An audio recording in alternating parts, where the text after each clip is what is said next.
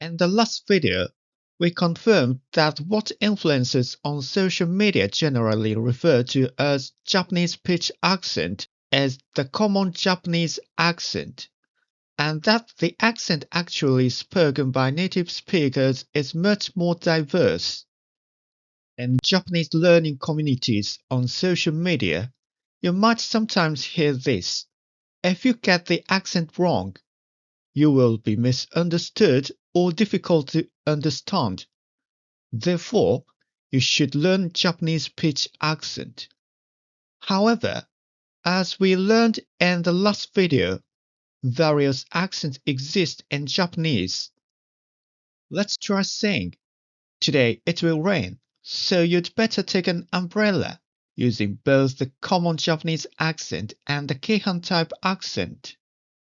In the common Japanese accent, 今日雨降るから傘持って行った方がいいですよ.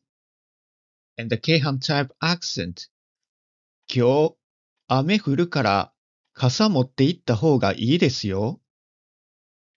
The two accents are opposite in many words. Does the difference in accent hinder communication? We understand things through context. Communication is not obstructed simply because the accent is different. Japanese people sometimes encounter pitch accent they don't know when they travel, because people in those areas use their regional pitch accent. As long as vocabulary, grammar, and the pronunciation of consonants and vowels are mutually understandable, they understand each other.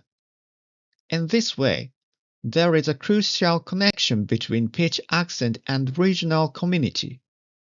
Pitch accent represents the identity of its region.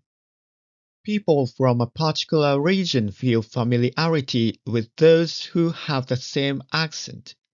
People who have lived in multiple regions may be influenced by the pitch accents of those regions. The accent of such a person represents the history of having grown up in multiple places. To trivialize someone's accent is to trivialize their identity and life history. Unfortunately, some Japanese natives tend to consider the common Japanese accent and the Tokyo type accent to be the purest form of Japanese accent and view other accent as a deviation from the standard. Seeing the common Japanese accent as absolute carries the risk of Japanese learners making the same mistakes as native speakers. Some might think, "You're overthinking it. A native speaker issue has nothing to do with foreign Japanese learners."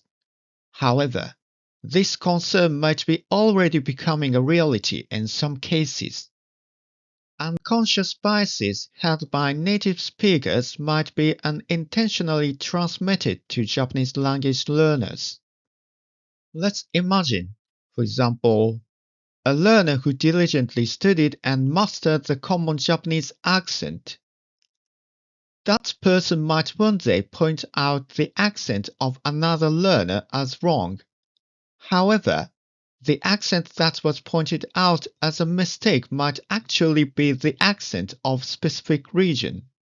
It is possible that in the desperate pursuit of the common Japanese pitch accent, this learner absorbed the unconscious bias. This is not just a hypothetical scenario.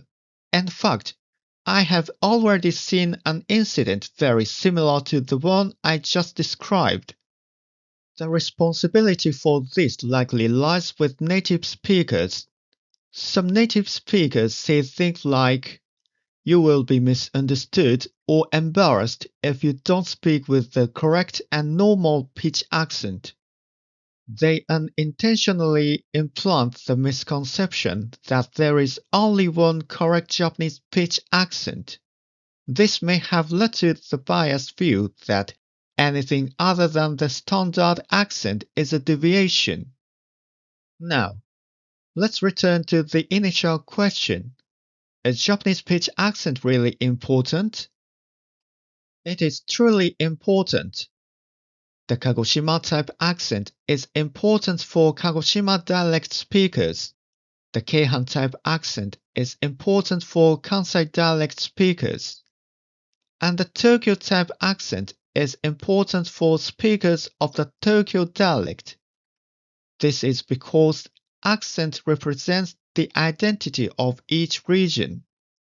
In Japanese education, the common Japanese accent, which is based on the Tokyo type accent, is used because the common Japanese accent is used nationwide. However, viewing the common Japanese accent as the absolute standard and using fluency in it as a scale to judge the superiority or inferiority of Japanese learners could lead to a trivialization of the regional identity of many Japanese speakers. Many influencers and Japanese tutors do not distinguish between the Tokyo dialect and common Japanese, referring to both as standard Japanese. But what exactly is standard Japanese? In the next video, we'll learn what the standard Japanese is. Thank you for watching.